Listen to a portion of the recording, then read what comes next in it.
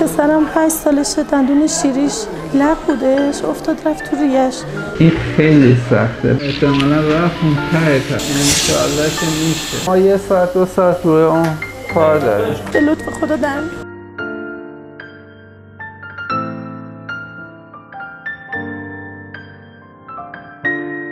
یکی از بیمارستانا بردیم، اونجا گفتن با برونکو در میاد. 2 بار برونکو انجام دادن ولی متاسفانه گفتن نمیشه بگیریمش و رد میشه و نتونستن خارج کنن. پیشنهاد دادن، گفتم ما باید عمل باز کنیم. خودم قبول نکردم، منتقلش کردم یه بیمارستان دیگه. اونجا با دکتر صحبت کردم، گفتم باشه با برونکو در میاد. ولی اونجا متاسفانه بعد 2 بار عمل برونکوسکوپی خارج نشد. آقای دکتر کیانی رو به معرفی کردن، گفتن اگه یه نفر بتونه در بیاره ایشونن. حالا توکل به خدا، امیدوارم که در بیاد، یعنی نمیدونم، انشالله که در میاد.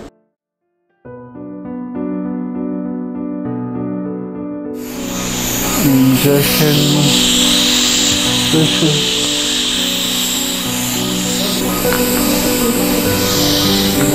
کارش کردن اینا معلوم چقدر دادن. بده من. نه اون دندون نیست، اون گوشته است که ما کندیم رفت پایین. چقدر اونجا درشتر دیده میشه. بیا بگیر.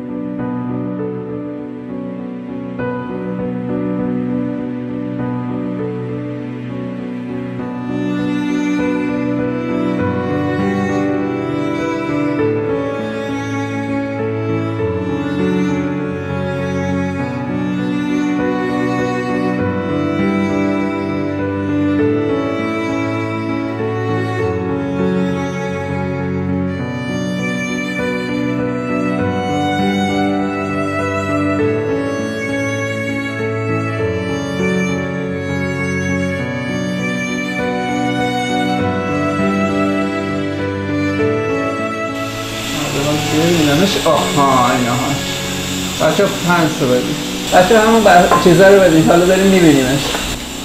آه خدا، اون یکی رو بده.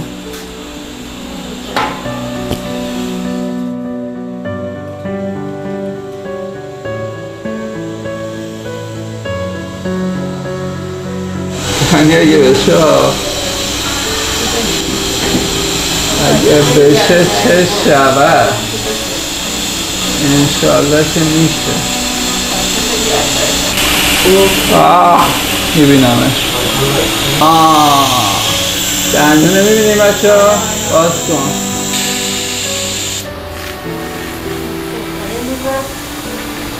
نه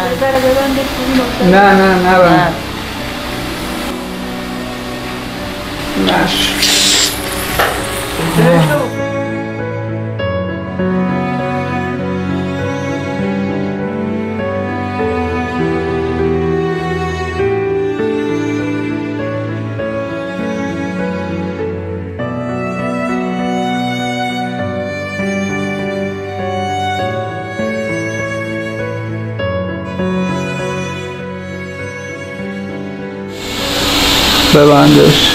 نه اینجا نیست.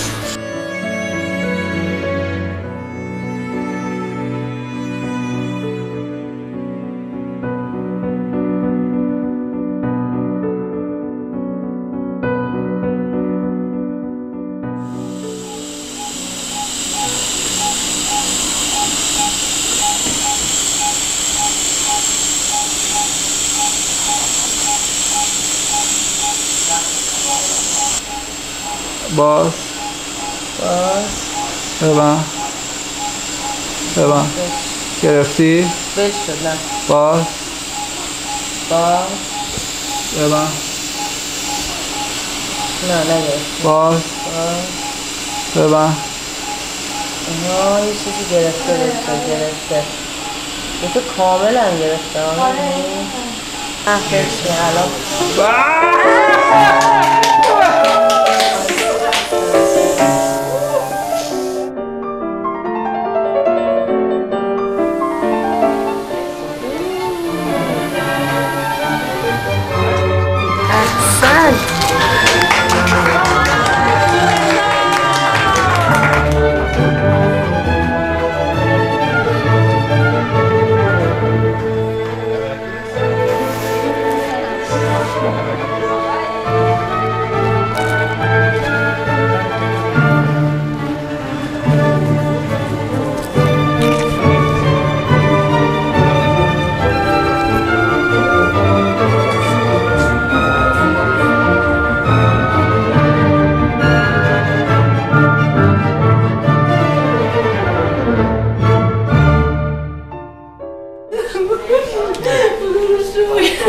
آقای دکتر رو دعا میکنم دورش بگردم خیلی سخت واقعا ممنونم خدا به خارج از کشور بکرده بودیم ببریمش خدا رو کشور خودمون دو پزشکای مثل آقای دکتر کیانی داره واقعا ممنونم از طرف من ازشون تشکر کنید انشالله تنشون همیشه سلامت باشه یعنی من از این استرس از این کابوس بزرگ نجات دادم واقعا ممنونشونم انشالله خدا هرچی میخواد بهشون